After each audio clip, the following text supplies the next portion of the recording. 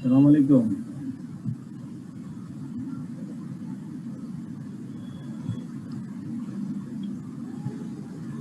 আসসালামু আলাইকুম। আসসালামু আলাইকুম স্যার। স্যার হ্যাঁ, ওয়ালাইকুম আসসালাম। স্যার ভালো আছেন? আসসালামু আলাইকুম স্যার। আলহামদুলিল্লাহ। আসসালামু আলাইকুম স্যার। সালাম। আসসালামু আলাইকুম স্যার। সালাম। কেমন আছেন স্যার? আলহামদুলিল্লাহ।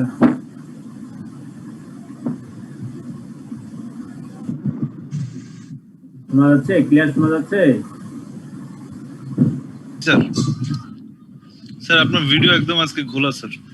জি স্যার, ক্যামেরা ঘোরা লাগতেছে ক্যামেরার সামনে মনে হয় স্যার কিছু একটা পরে। লেগে আছে স্যার আপনার লেন্সের সামনে স্যার।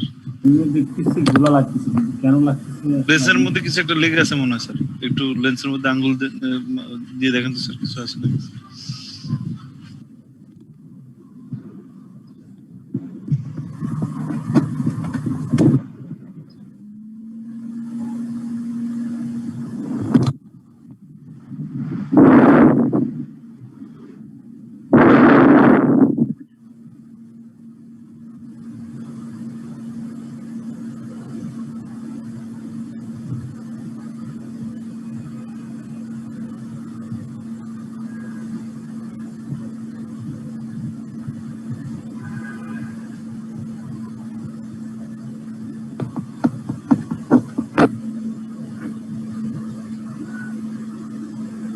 ইয়েটা দেখা যাচ্ছে, স্লাইডটা ঠিক মতো দেখা যাচ্ছে? জি স্যার। স্লাইড বুঝতে সমস্যা হয় না তো? হ্যাঁ স্যার। না স্যার।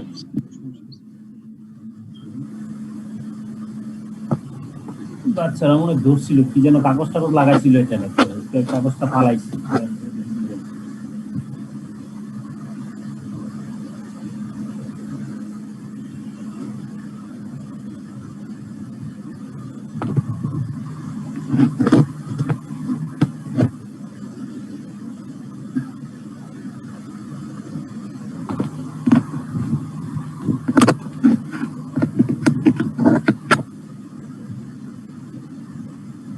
ক্লিয়ার দেখা যাচ্ছে মনে হয়? এখন ক্লিয়ার আছে স্যার। একদম ফকফকা ক্লিয়ার স্যার। লেন্সে কাগজ লাগাইছে আমার ছোটটা, একেবারে আমার কাগজ লাগাই রাখছিল, তো কাগজটা বলাইছি, কাগজটার মধ্যে একটু দাগ পড়ে গেল। ও আচ্ছা আচ্ছা। আমি তা হাতে বসাতে পারবো।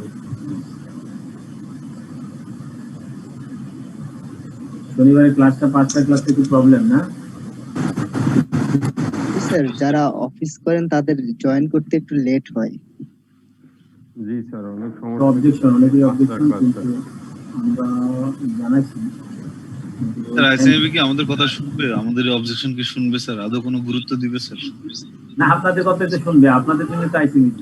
স্যার কই স্যার, তাহলে আমাদের জন্য হইলে স্যার শুক্রবারে তো আমরা যারা চাকরিজীবী তারা ফ্রি থাকি, শুক্রবারে অফিস কার্যক্রম বন্ধ থাকে, অন্যান্য দিন অফিস টাইম অফিস কার্যক্রম চালু। বলছেন আমি বলছি, আমি গতকালকেও আমাদের একটা মানে exchange view link exchange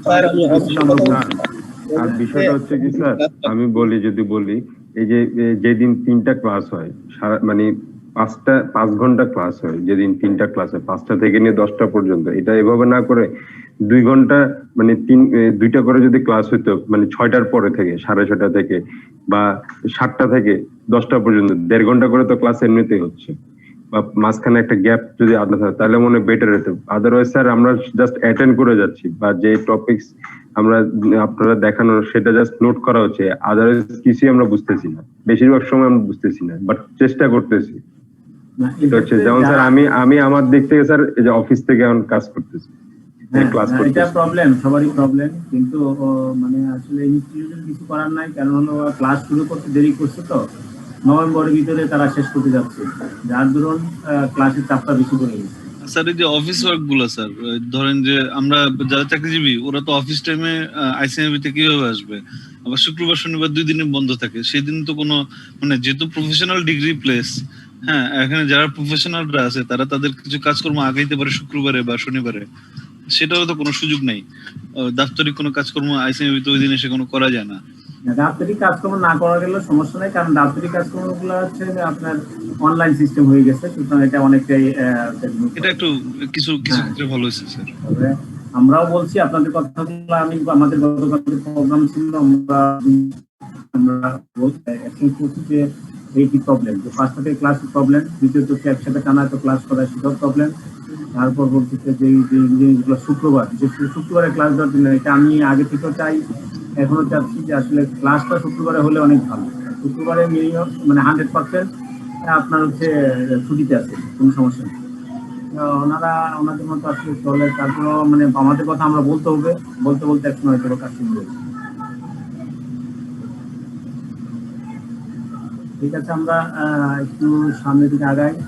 master class আরো প্রবলেম, মাস্টার ক্লাসে মাগরিবের ব্রেক দেই, এগুলো মিলে সব মিলে আসলে সময় পাওয়া যায়।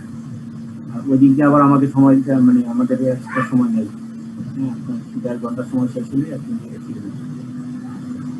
সব মিলে একটু প্রবলেমই থাকবে। এবং তারপরও ভালো, আমরা ফিজিক্যালি ক্লাসে কিন্তু আপনাদেরকে যতটুকু বলতে পারি, যত কথা বলতে পারি, এখন ফিজিক্যালি ক্লাসে এত কথা বলতে পারতাম না। আমি দেখছি যে আমার কোর্স যে স্টাইলে সাজানো, আমি আলহামদুলিল্লাহ খুব সুন্দরভাবে এখন শেষ করতে পারি, কিন্তু স্যার ক্লাসে স্যার টিচারদের কথা মনে থাকে বেশি। হ্যাঁ, সেটা ঠিক আছে, যারা সামনে দেখলে আই কন্টাক্টে থাকলে, তখন যেমন এখন দেখতেছেন, কিন্তু দেখলে কি হবে, আমি তো দেখতেছি না। এবং স্যার ফিজিক্যালি একটা ক্লাস করলে মোর দেন 80% শিখা হয়ে যায়। উপস্থিত থাকলে মানে শারীরিকভাবে উপস্থিত থাকলে মোর দেন 80% শিখা হয়ে যায়, পরে বাসায় এসে শুধু হ্যান্ড নোটটা ক্লিয়ার করলে পড়াশোনা কমপ্লিট হয়ে যায়। এটা একটা সুবিধা আছে। আবার এখন যেমন এখন যে সুবিধাটা পাচ্ছেন সেটা হচ্ছে আপনি বাংলাদেশের যে কোনো প্রান্তে টিচার পাচ্ছেন, যে কোনো প্রান্তের স্টুডেন্ট হ্যাঁ স্যার, এটা যেমন সঠিক স্যার, তবে স্যার ওই যে ওই স্পিডি অনেক চলে যাওয়ার কারণে শুধু দেখা হচ্ছে স্যার, বোঝা হচ্ছে না স্যার।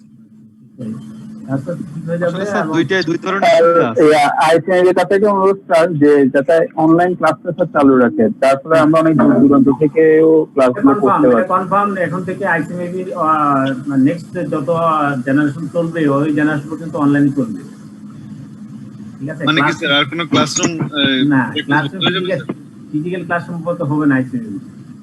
আর এটা কিন্তু স্যার আমাদের জন্য অনেক গ্রেট ব্লেসিং, কারণ অনেক কিছু থেকে রিসার্চ করে দেখছে, যেমন আমাদের বর্তমানে একজন টিচার, উনি অস্ট্রেলিয়া থেকে ক্লাস নিচ্ছেন। যদি ফিজিক্যাল ক্লাস হতো তো উনি ওই স্যার নিতে পারতেন না। ঠিক আছে, এবং স্যার খুব ভালো স্যার, স্যারকে আমরা আমাদের শ্রদ্ধাভাজন, আমি নিজে ব্যক্তিগতভাবে 2টা ক্লাস করছি, 2টা ক্লাসের ভিতরে স্যারের 2টা ক্লাস করছি, আরো মানে 2টা স্যার, টোটাল 4টা ক্লাস করছি, তার ভিতরে 2টা ক্লাস স্যারের পাইছিলাম। তার পরবর্তীতে উনি আইসিইউ থেকে ক্লাস নেওয়া বন্ধ করে দিচ্ছিল, মানে একটু রাগারাগি করে আমার ক্লাসে উনি মানে এইভাবে এরকম রাগারাগি করে আপনি বেরিয়ে যাওয়ার পর আর সে আইসিইউ ক্লাস নেয়নি। অনেক বছর পরে এবছর ক্লাস নিচ্ছেন, এবং তাকে সেই অস্ট্রেলিয়া থেকে উনি ক্লাস নিচ্ছেন। সুতরাং এই সবকিছু চিন্তা করে দেখলো যে না, আসলে এই online version is better then the physical version. এই জন্য আমাদের আইসিএবি আরো কিছু আপনার ফার্দার ইমপ্রুভমেন্ট কিভাবে হওয়া যায়, সেই জন্য অনলাইন ভার্সনের আরো কিছু প্রজেক্ট তারা নিচ্ছেন। হয়তো বা নেক্সট সেশন থেকে ওই প্রজেক্টের মাধ্যমে, প্রজেক্ট নিচ্ছে হচ্ছে ওখানে আপনার হচ্ছে লার্নিং ম্যানেজমেন্ট সিস্টেম। ওই লার্নিং ম্যানেজমেন্ট সিস্টেম আপনারা অনেক কিছু ওখান থেকে বর্তমান থেকে আরো বেটার অনেক কিছু পাবেন, যেগুলো এখন পান না, সে তখন এটা পাবেন। লার্নিং ম্যানেজমেন্ট একটা সফটওয়্যার, ওই সফটওয়্যারের মাধ্যমে আমরা অনেক কিছু পাবো ইনশাআল্লাহ sir, we are looking forward. তাহলে আমরা শুরু করি ইয়ে করে, যারা আস্তে আস্তে জয়েন করুক, আমরা পিছনের থেকেই আমরা একটু সামনে দিকে আগাচ্ছি। Okay, my dear friends, good afternoon to everyone. Today class will be finished our chapter number 3, corporate governance. All of we are familiar about the corporate governance code, which is issued by the Bangladesh Security Exchange Commission.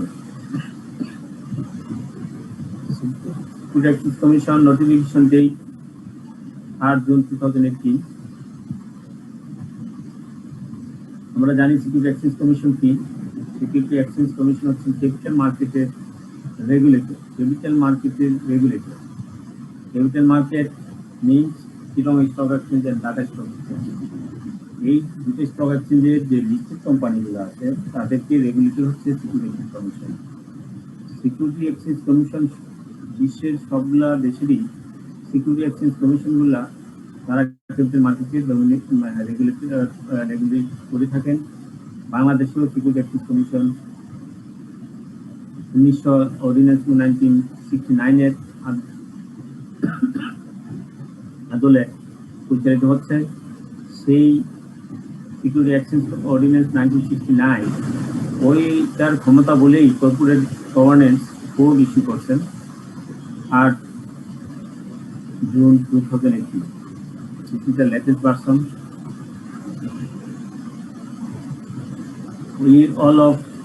We are already familiar about corporate governance code. Though we are familiar, or we have already completed most of the provisions of Security Exchange Commission corporate governance code issued by SEC. But I want to go through the original corporate governance code issued by Bangladesh Security Exchange Commission. This is the notification or the original paper.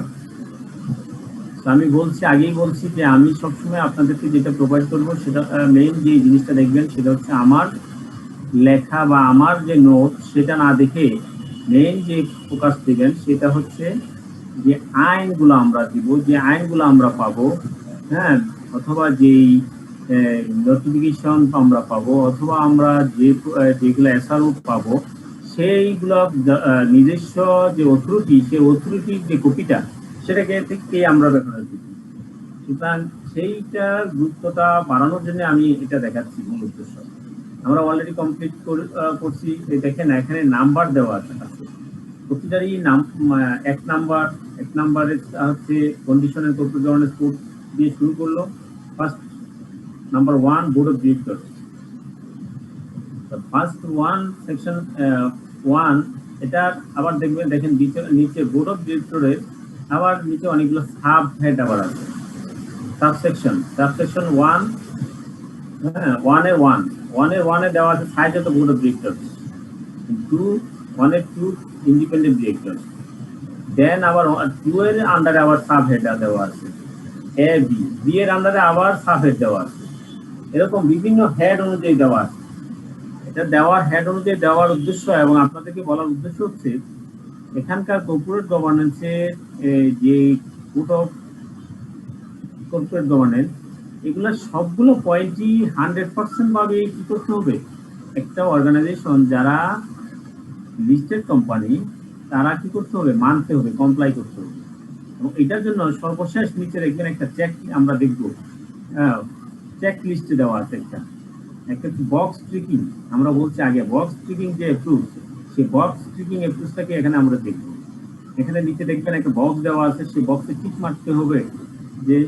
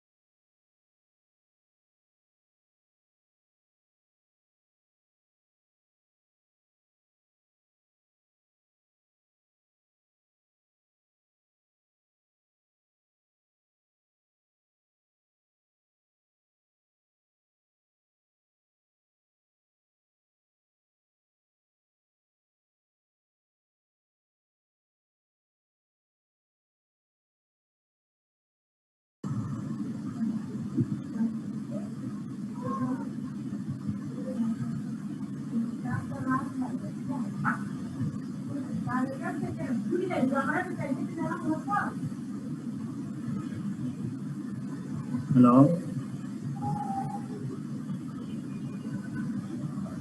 Hello,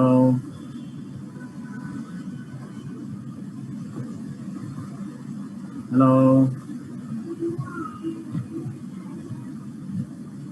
hello,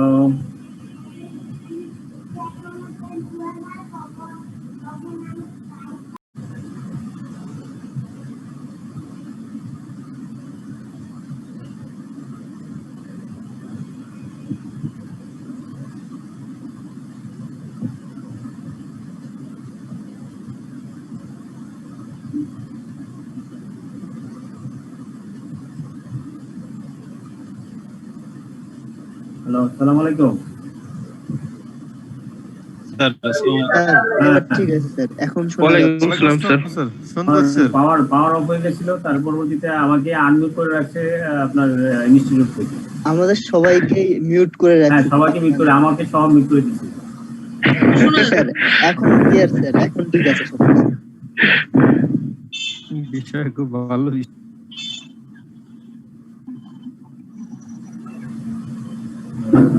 যেটা হচ্ছে যে আপনার যেরকম সুবিধা অসুবিধা। Interrupt করতেছি sir, এসএসসির সংজ্ঞাটা একটু বলবেন? সিকিউরিটি এন্ড এক্সচেঞ্জ কমিশনের সংজ্ঞাটা স্যার। সংজ্ঞাটা বলতে এসএসসি বলতে আমরা কি বুঝি, এটা একটু সংজ্ঞাটা স্যার একটু। সিকিউরিটি এক্সচেঞ্জ কমিশন, অর্থাৎ বাংলাদেশ সিকিউরিটি এক্সচেঞ্জ কমিশন নাম শুনেন নাই? আমরা যে আপনার নাম শুনছি স্যার, কিন্তু সংজ্ঞাটা এটা যদি কেউ ডেফিনিশন চায়, আমি ডেফিনিশন কি বলবো? সিকিউরিটি এক্সচেঞ্জ কমিশন না হচ্ছে একটি regulatory body which control the capital market regulator. Security exchange commission is an institution owned by government institution which control the capital market. যারা ক্যাপিটাল মার্কেটটা কন্ট্রোল করে, রেগুলেটর। Clear sir. এটার definition আসবে না।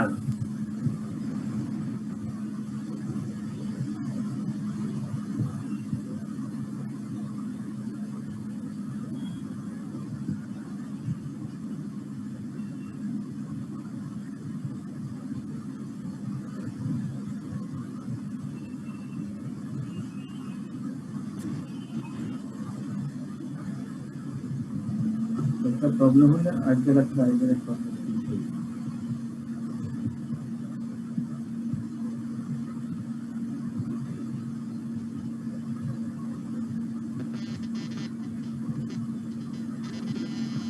Sir শুনতে পাই না। পাবেন লাইনে থাকেন। স্যার কিছু বলতেছেন। ঠিক আছে, তাহলে আমরা এখানে গিয়ে আমরা আটকে গেছি। আমরা যাব আলোচনা করতেছিলাম, আমরা এখন ওই জায়গায় চলে যাচ্ছি আবার।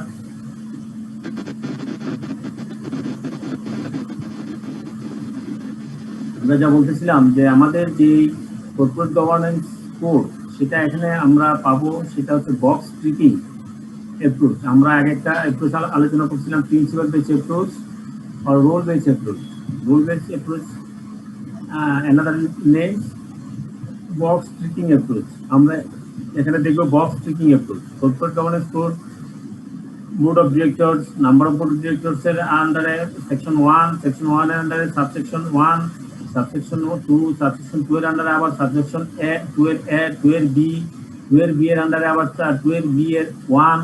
এইভাবে আমরা সাবসেকশনগুলো আমরা পাবো। ঠিক আছে, এখন আমরা প্রথমে যেটা দেখবো সেটা হচ্ছে সেকশন 1 হচ্ছে board of directors. Number of board of directors কত হবে? less than 5 and more than 20, not more than less than 5, not more than 20। এটা আমরা আলোচনা করছি আগে। ইন্ডিপেন্ডেন্ট ডিরেক্টরের ক্ষেত্রে কথা এখানে বলা আছে 1/5 of the total number of directors। হ্যাঁ, দেন বলা আছে এই যে ইন্ডিপেন্ডেন্ট ডিরেক্টর মিনস কি? ইন্ডিপেন্ডেন্ট ডিরেক্টর মিনস সেই সব ডিরেক্টরদের বলা হবে যাদের 1% শেয়ার কম থাকবে, যারা স্পন্সর ডিরেক্টর নয়, যারা তাদের কোনো আত্মীয় স্বজন 1% শেয়ারের আছে, তাদের সাথে কোনো আত্মীয় স্বজনও থাকবে না। আত্মীয় স্বজন বলতে হচ্ছে ফ্যামিলি মেম্বার, যেটাকে আমরা বলি। যে ফ্যামিলি মেম্বার কারা? Father, mother, daughter, son, spouse, brother, sister, son in law, daughter in law. ঠিক আছে, তারপর বলা আছে যে আমাদের 2টা পিরিয়ড পর্যন্ত থাকবে ইন্ডিপেন্ডেন্ট ডিরেক্টর।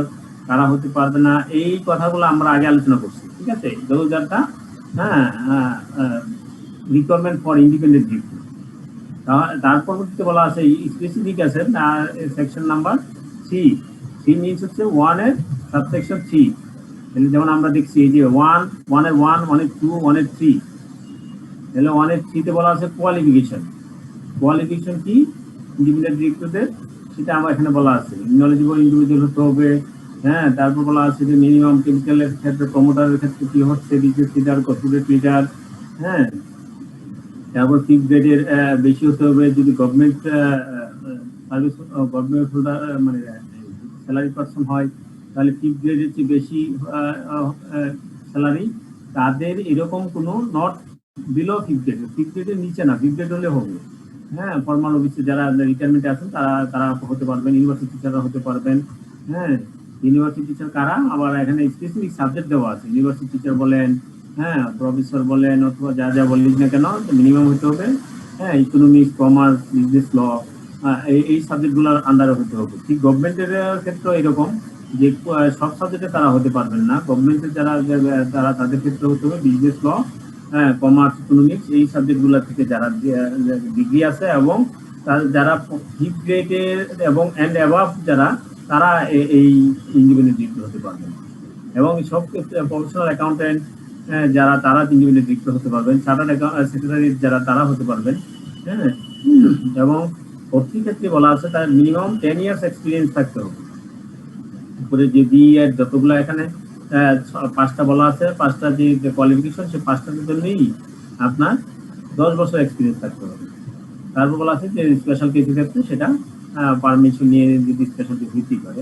তারপর ডুয়েলিটি, বোর্ড অফ ডিরেক্টরস, হ্যাঁ, এগুলা কি আমরা এগুলা গত ক্লাসে আমরা আলোচনা করছি।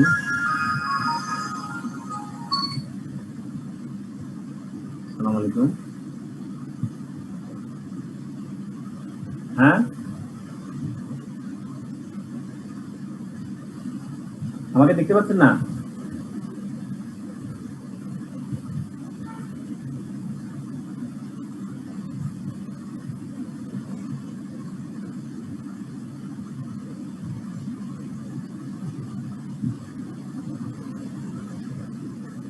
সবাই কি দেখতে পাচ্ছেন না?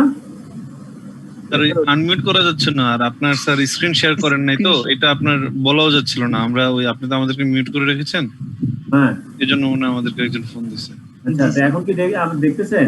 স্ক্রিন স্যার ওই ফাইলটা দেখা যাচ্ছে না স্যার। ফাইল দেখা যাচ্ছে না। ও, ফাইল দেখা যাচ্ছে না? না স্যার, এতক্ষণ আমরা কিছু যেটা থেকে পড়াচ্ছেন স্যার, সেখান থেকে আমরা কিছুই দেখিনি স্যার। স্ক্রিন শেয়ারটা হচ্ছে না স্যার।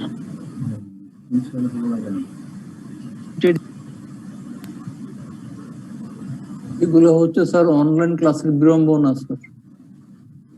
হ্যাঁ, কিছু প্রবলেম থাকবেই, কিন্তু দেখাচ্ছে যে স্ক্রিন দেখাচ্ছে। স্যার আপনার ওই আপনারা কিন্তু আপনাদের শীট দেখতে পারেন, যার শীট দেখতে পারেন। লেকচার আইটেমটা এখন আসতেছে না স্যার। আসতেছে না? জি স্যার, এখন এসেছে স্যার। এখন আসছে স্যার।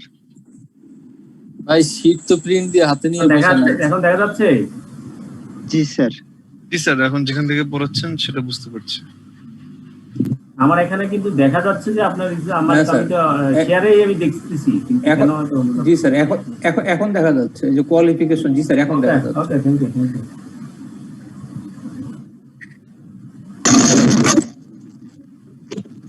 আচ্ছা, আপনারা একজন বলেন, গত ক্লাসে আমরা বলছি ইন্ডিপেন্ডেন্ট ডিরেক্টরদের নাম্বার অফ বোর্ডের মেম্বার কতজন হবেন, একজন বলেন তো? সর্বনিম্ন 5 জন, সর্বোচ্চ 20 জন sir. Not less than 5 and more less than 20. More than 20. Okay, thank you. Independent directorদের ক্ষেত্রে বলেন 1/5 কি? 1/5 of total director. 1/5 of total director, right. তারপর আমরা বলছি, আমি একটু আগে আমরা যে কথাগুলো বললাম সেটা হচ্ছে এখানকার এটা বক্স ট্রিকিং অ্যাপ্রোচ, মনে আছে? Rule base approach, box ticking approach.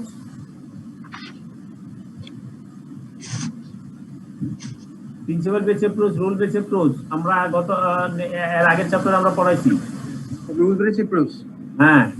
এই যে বক্স ট্রিকিং অ্যাপ্রোচ, এটা একটা box tricking, corporate governance code অনেকটাই box ticking approach.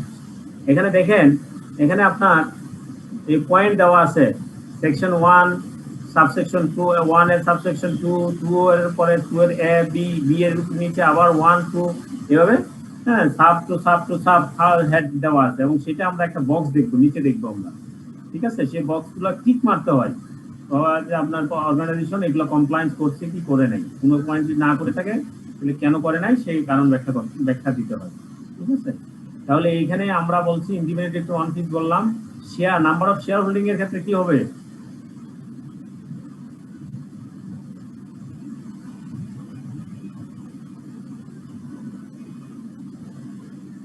Number of shareholding of independent director less than 1%, sir. less than 1% share. Less than 1% share on the total paid up share. Paid up capital. Okay, paid up share or paid up capital. Yes, sir. The qualification of independent director?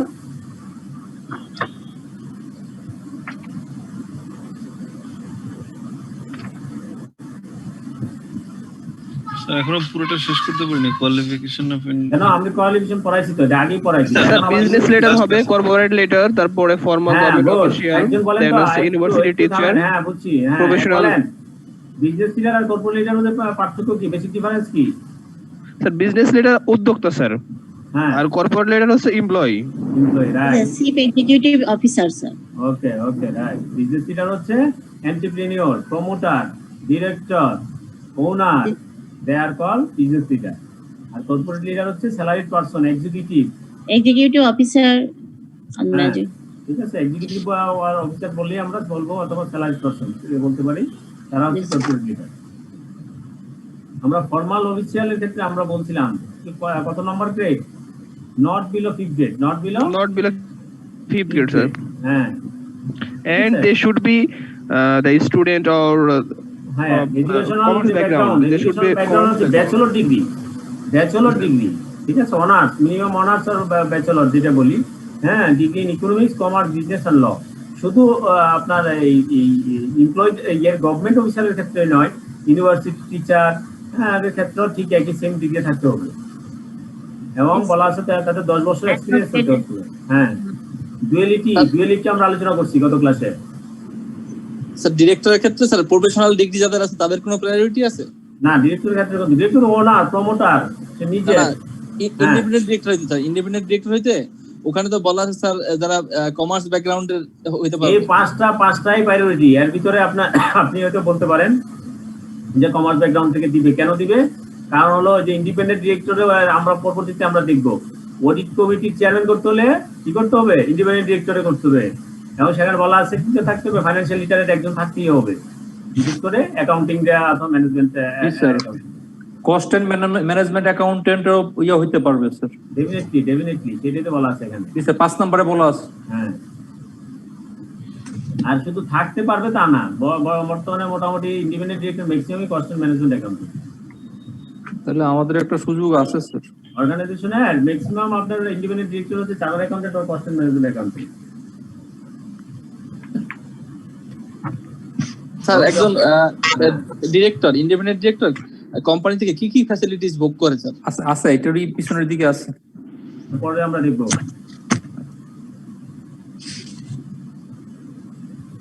তারপর আমরা বলছি এইগুলো আমরা আলোচনা করছি। Duality person, আপনার MD এবং CEO chairman same person হওয়া যাবে না। এমডি একই সাথে দুইটা পোস্ট হোল্ড করতে পারবে না। ডিরেক্টরদের ডিরেক্টরদের একটা রিপোর্ট দিতে হয় শেয়ার হোল্ডারদের কাছে। এটা আপনারা দেখবেন অ্যানুয়াল রিপোর্টে দেখবেন। আমরা একটা অ্যানুয়াল রিপোর্ট দেখবো, হ্যাঁ, আমরা সর্বশেষ ক্লাস চেষ্টা করবো একটা অ্যানুয়াল রিপোর্ট দেখার জন্য। সেখানে আমরা দেখবো যে এই ডিরেক্টরস রিপোর্ট নামে একটা রিপোর্ট থাকে, এখানে কি কি উল্লেখ থাকে এই কথাগুলো আপনারা পড়ে নেবেন। অর্গানাইজেশনের ফিউচার প্ল্যান কি, অর্গানাইজেশনের বর্তমান পারফরমেন্স কিরকম, সেক্টর ওয়াইজ পারফরমেন্স কি, প্রোডাক্ট ওয়াইজ পারফরমেন্স কি, এই সব কথাবার্তা ডিরেক্টরস রিপোর্টে লেখা থাকে। এবং সর্বশেষ ডিরেক্টরদের পক্ষে চেয়ারম্যান এবং অন্য যে কোনো একজন ডিরেক্টর সাইন করে থাকে।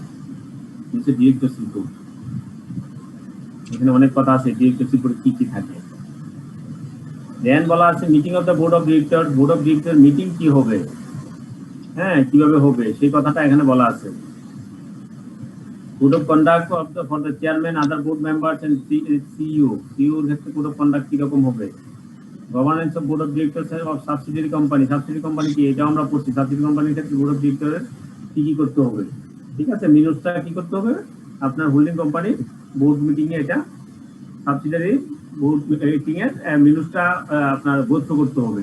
আবার হোল্ডিং কোম্পানির বোর্ডের যে মিনুট, সেই মিনুট উল্লেখ করতে হবে দে আর গোত্র দা মিনুটস অফ দা সাবসিডিয়ারি কোম্পানি। এই কথাগুলো লেখা থাকতে হবে।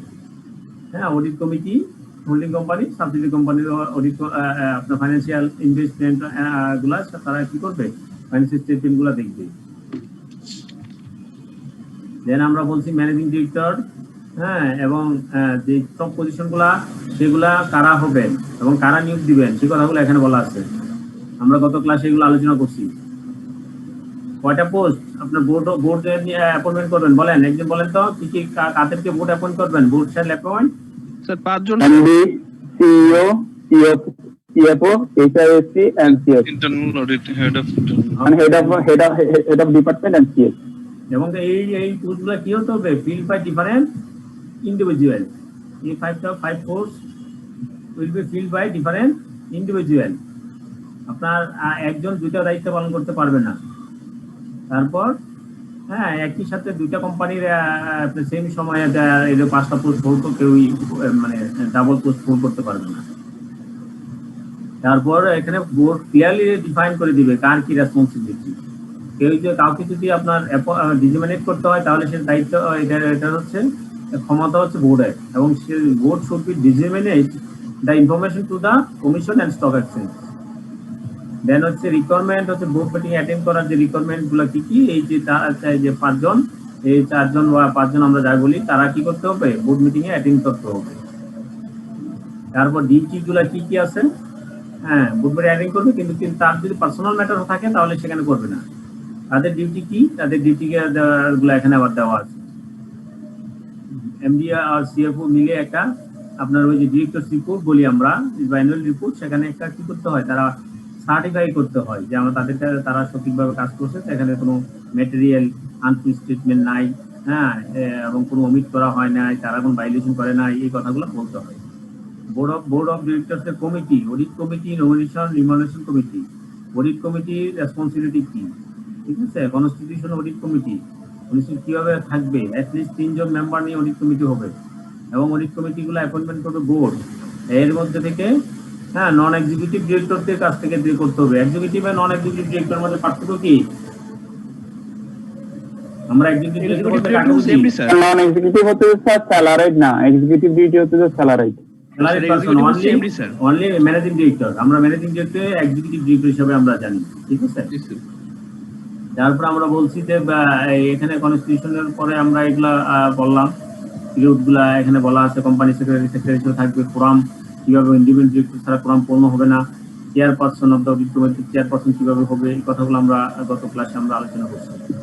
হ্যাঁ, একজন মেম্বারকে চেয়ারম্যান নিযুক্ত করতে হবে, চেয়ারম্যানের অ্যাবসেন্সে অন্য একজনকে অ্যাপয়েন্টমেন্ট করতে হবে চেয়ারম্যান হিসাবে।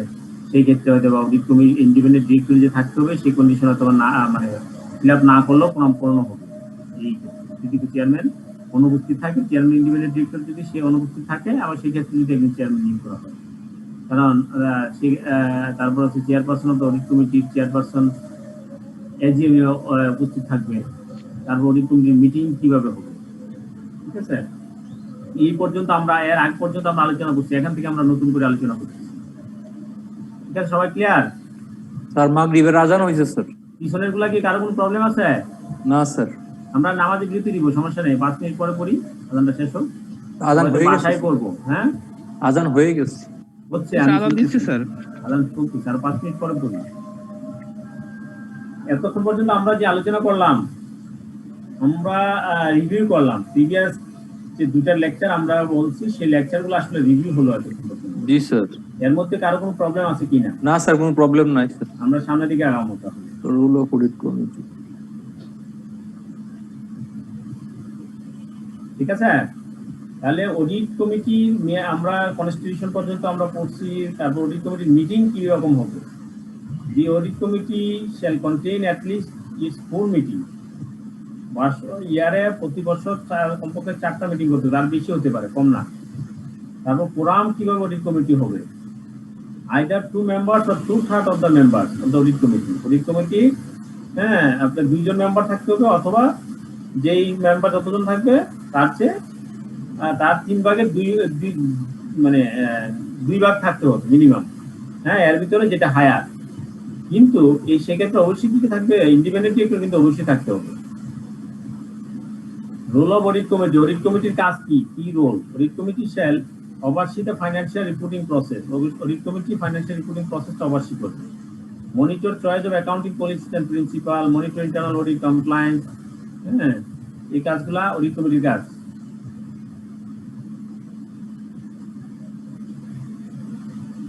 Oversee hiring and performance of external auditor, hold meeting with external statutory auditor, এগুলা audit committee. Audit committee means হচ্ছে বোর্ড অফ ডিরেক্টরদের অডিট কমিটি। ঠিক আছে, আমরা যারা বিভিন্ন অর্গানাইজেশন থাকি আমরা দেখবো প্রতিটা অর্গানাইজেশন 2টা মানে কমিটি থাকে, একটা বোর্ডের অডিট কমিটি থাকে, আবার এক্সিকিউটিভ অনেক অডিট কমিটি থাকতে পারে, সেগুলো কিন্তু রিকমেন্ড না। এখানকার যে আপনার কর্পোরেট গভর্নেন্স রিকমেন্ড হচ্ছে অডিট কমিটি হচ্ছে board audit committee.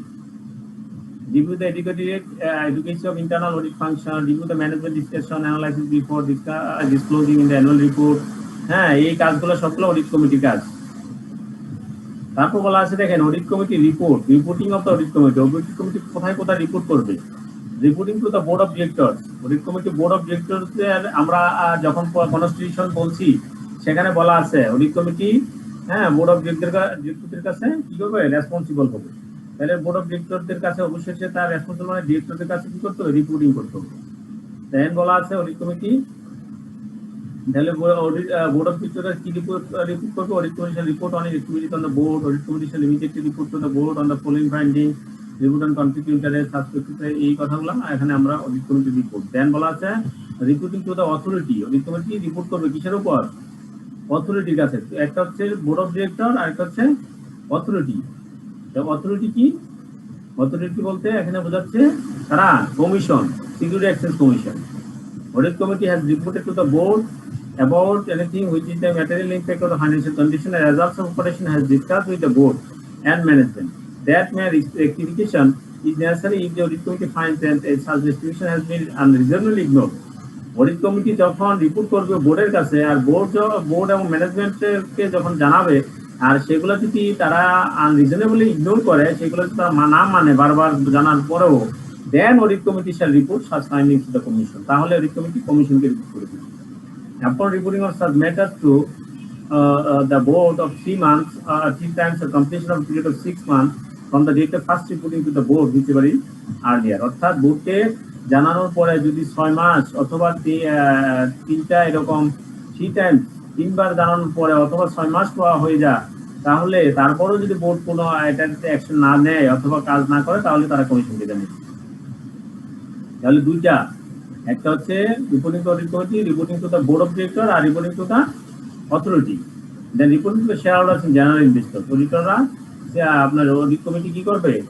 General shareholder এবং জেনারেল ইনভেস্টরের কাছেও রিপোর্ট করে, সেটা এনএল রিপোর্টে, হ্যাঁ, অডিট কমিটির একটা রিপোর্ট থাকে।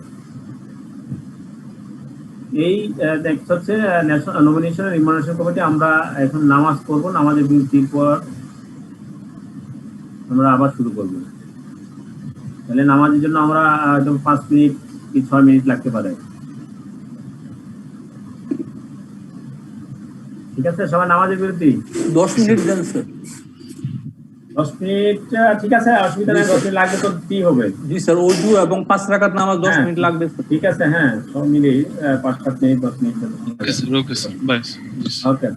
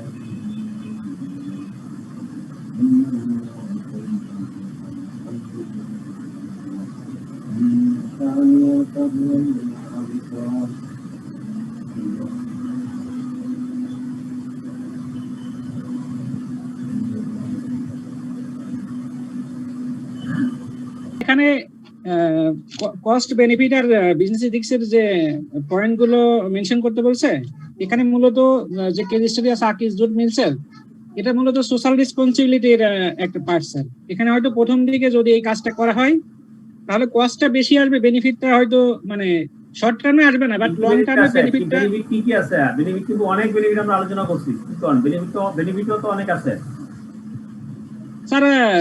কর্পোরেট সোশ্যাল রেসপন্সিবিলিটির যে পার্টগুলো, এটার জন্য লং টার্মের জন্য সোসাইটির প্রতি একটা ওটাও বেনিফিট হবে স্যার। সোসাইটিতে একটা কিন্তু এর আগের চ্যাপ্টারে ইথিক্যালি কনফ্লিক্টে আমরা আলোচনা করছি বেনিফিটগুলো কি কি। অর্গানাইজেশন যদি ইথিক্যালি হয় তখন বেনিফিটগুলো কি কি হয় অর্গানাইজেশন? Satisfied basin. আরেকজন বলেন, কে পারেন বলেন বেনিফিটগুলো কি কি?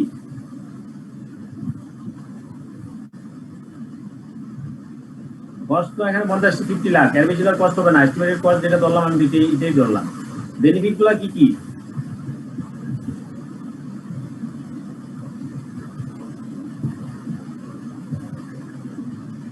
বলেন, একজন বলেন, ভুল হলে সমস্যা নাই।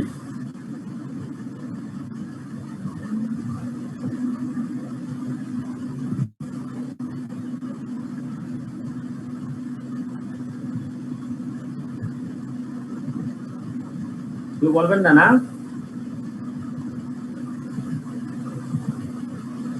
স্যার, এখানে কি স্টেক হোল্ডারদের যে বেনিফিটটা এটা হাইলাইট হবে নাকি স্যার আরো কোনো?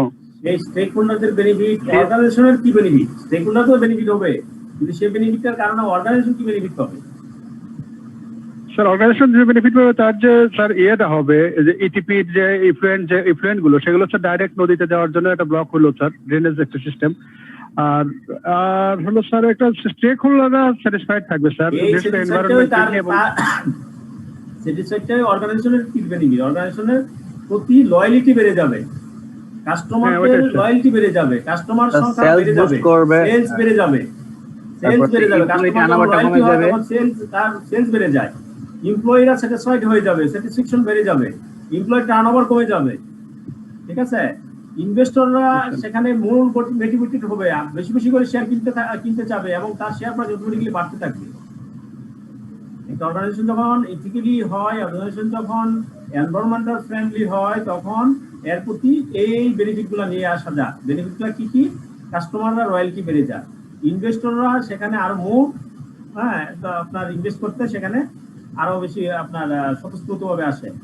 আর এমপ্লয়িরাও সেখানে কি করতে, কাজ করতে মজা পায়, আনন্দ পায়। হ্যাঁ, আমি একটা ভালো একটা অর্গানাইজেশন আছি, ভালো একটা ইথিক্যালি অর্গানাইজেশন আছি, this is the mental satisfaction of mind. আমার পার্সোনালি এটা একটা মেন্টাল স্যাটিসফ্যাকশন, এবং সেই স্যাটিসফ্যাকশনের কারণে এমপ্লয়িরা টার্নওভার করে না। তাহলে অর্গানাইজেশন অনেক বেনিফিট, শুধু একসাথে বেনিফিট নেই। ঠিক আছে, তাহলে এই হলো কস্ট। একটা আমি দেখলাম স্যার, এটা কি সিএসআর এর মধ্যে পড়বে? হ্যাঁ স্যার, এই কাজটা কি সিএসআর এর মধ্যে পড়বে? সিএসআর এ পড়লো, অসুবিধা কি? সিএসআর আমরা দিলাম, আর সিএসআর এর তো অবশ্যই সিএসআর, যেহেতু এটা আপনাকে লিগেলি যদি আপনার বাইন্ডিং না, লিগেলি যখন প্রেসার বাদ দিয়ে আপনি যে কাজ করবেন আপনি যখন সেটা যখন ইকোনমিক্যালি অথবা আপনি এনভায়রনমেন্টালি যখন বেনিফিটেড হবেন, those are included in CSR. Recent development of corporate governance in Bangladesh, মানে বাংলাদেশের পার্সপেক্টিভে কর্পোরেট গভর্নেন্সটা কিভাবে ডেভেলপ হয়েছে recently sir? More recently last হচ্ছে কর্পোরেট গভর্নেন্স কোড, সর্বশেষ হচ্ছে কর্পোরেট গভর্নেন্স কোড, এর আগে ছিল corporate governance notification. Clear? Clear sir. আর কোনো কোশ্চেন থাকলে বলেন। স্যার পড়ার বাইরে একটা কোশ্চেন ছিল, সেটা হচ্ছে আমরা যারা শুধু ইথিক্স এক্সামটা দিব, দেন পরবর্তী লেভেলে অপারেশন লেভেলে গেলে ওখানে তো অনেকগুলো সাবজেক্ট, তো এখন চাইলে ওখান থেকে একটা সাবজেক্ট স্টাডি করার জন্য বা কোনটা আমরা নিজে থেকে পড়তে পারবো, কোন রাইটারে? আপনি তো অপারেশন লেভেলে তো আপনি ইচ্ছা করলে ভর্তি দিতে পারেন, আপনি অপারেশনের ক্লাসও করতে পারবেন, সব পারবেন অপারেশন লেভেলে এবং বিশেষের একটা দিতে করা যায়। এখন দুই একটা বই কিনতে চাচ্ছি, তখন কিভাবে করবো স্যার? যে এখানে এখন পড়ে রাখলে তখন আমার যেহেতু একই সময়ে 5টা আপনি ভর্তি হন নাই, সেহেতু আপনার সময় কম, আপনি কিছু শেষ করেন, আপনি নতুন করে আর বই এখান থেকে কেনার দরকার নেই। চাইলে হয়তো আপনি ভর্তি হতে পারেন, ভর্তি হয়ে গেলে আপনি ওখানে ক্লাস করলে তখন আপনি ওই স্যার ইন্ডিভিজুয়ালি স্যারই আপনার এটা আসলে আপনাকে গাইডেন্স দিবে, আমি দিলে ওটা ঠিক হবে না। Thank you sir. Critically discuss the corporate governance notification, মানে ক্রিটিক্যালি ডিসকাস মানে কি স্যার? ক্রিটিক্যালি মানে হচ্ছে আপনি এটাকে ইভালুয়েট করা। ক্রিটিক্যালি বললেই আপনি এটাকে ইভালুয়েট করতে হবে যে এই যে কর্পোরেট গভর্নেন্স নোটিফিকেশন, এখানে কি বেনিফিট হয়েছে এবং এটার কোনো কি কি লুপহোল আছে কিনা। যদি লুপহোল থাকে তাহলে বলবেন, আর অথবা মেনলি আসলে যেহেতু নতুন নতুন জিনিস আসছে, সে নতুনত্ব ভালো জিনিস নিয়ে আসছে, আপনি পজিটিভলি আলোচনা করতে পারেন। ঠিক আছে? যে কোনো জিনিস যখন ক্রিটিক্যালি বলবে তখন এটা পজিটিভ নেগেটিভ দুইটাই বলবেন। স্যার একটা কোশ্চেন ছিল। হ্যাঁ বলেন। আর ওই যে corporate governance code rule based নাকি প্রিন্সিপাল ভ্যালু? রুল বেসড না? হ্যাঁ বলেন। আমি বুঝতে পারছি আপনার কোশ্চেন। কর্পোরেট গভর্নেন্স কোড এটা কি rule base or principal base, তাই তো? আমরা বলছি একটু আগে, কিন্তু আমি বলছি বক্স টিকিং অ্যাপ্রোচ আর রুল বেস অ্যাপ্রোচ। তাহলে কর্পোরেট গভর্নেন্স কোডটা হচ্ছে, আমরা যেহেতু বক্স এখানে কমপ্লায়েন্স করতে হয়, সেহেতু আমরা বলবো এটা হচ্ছে রুল বেস অ্যাপ্রোচ আর বক্স টিকিং অ্যাপ্রোচ। এটা আরেকটা হচ্ছে বক্স টিকিং অ্যাপ্রোচ। আর এর সাথে সাথে যদি আপনি কর্পোরেট গভর্নেন্স শুধু কমপ্লায়েন্সেই স্যাটিসফাইড হতে হয় না, সেখান থেকে আপনি আরো কি করতে হয়, মন থেকে আপনি যার যার পজিশন থেকে যার যার কাজটা কমপ্লিশন করতে হয়, যথাযথভাবে কাজ করতে হয়, এবং সেটাকে আপনার এই গাইডলাইনের বাইরেও, কোডের বাইরেও নিজে থেকেও আপনার সেটা ইমপ্লিমেন্টেশন যদি করতে হয়, তাহলেই কর্পোরেট গভর্নেন্স যথাযথ হবে। Then this is called, then this will be principle based approach. So we said that corporate governance code is both mixture of rule based and principle based. Yeah, এভাবে বলবেন।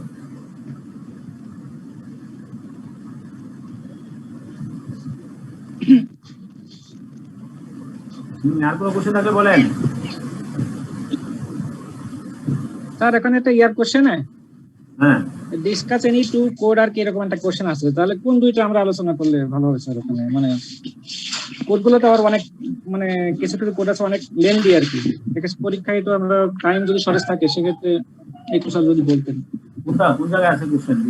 দুইটা code আলোচনা করতে বলছে, যে কোন একটা ইয়ার কোশ্চেন আছে এখানে, যে ডিসকাস এনি টু কোড, মানে two of them. Discuss two না, এটা হচ্ছে কোশ্চেন হচ্ছে আপনার describe any two of those corporate governance. Corporate গভর্নেন্সের ক্ষেত্রে বাংলা সিকিউরিটি এক্সচেঞ্জ কমিশন অনেকগুলো গাইডলাইন দিয়েছে। জি স্যার। সেই গাইডলাইন গুলার মধ্য থেকে যে কোনো দুইটা আপনি ডিসকাস করতেন। ঠিক আছে? দুইটা কোড না, ইয়া না, এখানে দুইটা প্রভিশন না, সেই দুইটা গাইডলাইন হচ্ছে মেইন দুইটা গাইডলাইন হচ্ছে, একটু আগে আমরা বলছি কর্পোরেট গভর্নেন্স কোড আর কর্পোরেট গভর্নেন্স নোটিফিকেশন, দুইটা জিনিস। লাস্ট যেটা হচ্ছে কর্পোরেট গভর্নেন্স কোড, এর আগে ছিল নোটিফিকেশন। এই দুইটা যুগান্তকারী কাজ করছে তো সিকিউরিটি এক্সচেঞ্জ কমিশন। এর জন্য মোটামুটি কর্পোরেট গভর্নেন্সের ক্ষেত্রে অনেকগুলাই শেপ আকারে শেপটা চেঞ্জ হচ্ছে। ঠিক আছে, this two will be discuss here. আমরা কোনটা লাগবো স্যার? দুইটাই, corporate governance notification, corporate governance security, corporate governance code.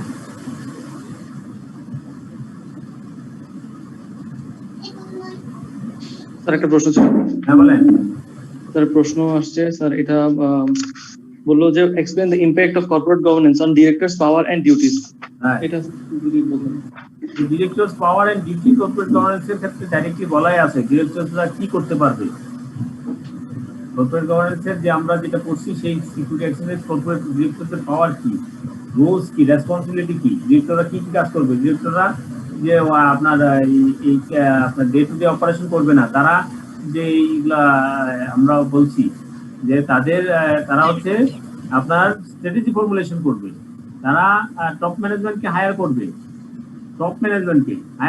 Day to day operation করবে না, তারা মনিটরিং করবে। এগুলো হচ্ছে ডিরেক্টরস রুলস এন্ড রুলস, ডিরেক্টরদের পাওয়ার এবং তাদের হচ্ছে রোল। ঠিক আছে, এগুলো আমরা সিকিউরিটি এক্সচেঞ্জ কমিশন এর যে কর্পোরেট গভর্নেন্স কোডে আমরা পাবো। নেক্সট আর কোনো কোশ্চেন আছে?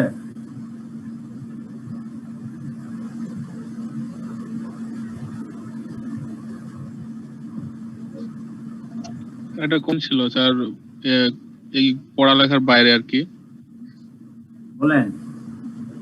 স্যার আমরা যদি সিএমএ শেষ করি তাহলে কি আমাদের কোনো কোম্পানি থেকে কি জব অফার করে, নাকি স্যার নিজের যোগ্যতায় সার্কুলার অনুযায়ী আবেদন করে সব কোয়ালিটি মেইনটেইন করে জবে জয়েন করতে হয়?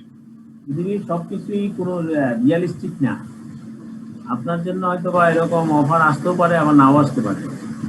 ঠিক আছে, আবার আপনার ওই জব আবেদন করে কম্পিটিশন করেও হইতে হয়, এটা বলা যাবে না। কারণ হলো সবকিছুই হচ্ছে কি আপনার ডিমান্ড সাপ্লাই, একটা আপনার যে ইকোনমিক্সের যে ডিমান্ড সাপ্লাই অনুযায়ী চলবে, প্লাস হচ্ছে আপনার যোগ্যতা এবং আপনি কি চান সেটারও ফ্যাক্টর আছে। আপনাকে অফার করে অনেক অর্গানাইজেশন অফার করছে, কিন্তু আপনি তো যাবেন না, অফার যে রেটে আপনি যাবেন না। ঠিক আছে, সুতরাং আবার যে রেটে আপনি চাচ্ছেন সেই রেটে তো আপনি 500 যাচ্ছে, মানে লোক চাচ্ছে, সুতরাং সেটা তো আপনাকে করে যেতে হবে। আমাদের কি স্যার দেশের বাইরে কোনো জব অপরচুনিটি আছে এই পড়াশোনার পরে? সেই ক্ষেত্রে হয়তো বা আমরা যেটা করতে হয় যে অন্যান্য ডিগ্রিগুলো আছে যে বাইরের দেশে, তাদের আমাদের এই ডিগ্রির সাথে তারা ওয়েবার দেয়, তারা 200-300 নাম্বার পাস করে ওই ডিগ্রিগুলো নিয়ে নিতে হবে। তো সেখানে কি আবার একটু পড়াশোনা করতে হয়? করলে ভালো হয়, কারণ আপনি লোকাল ল বলতে কথা আছে, লোকালের ডিগ্রির সাথে তো আপনি কম্পিটিটিভ করা তো কঠিন কাজ।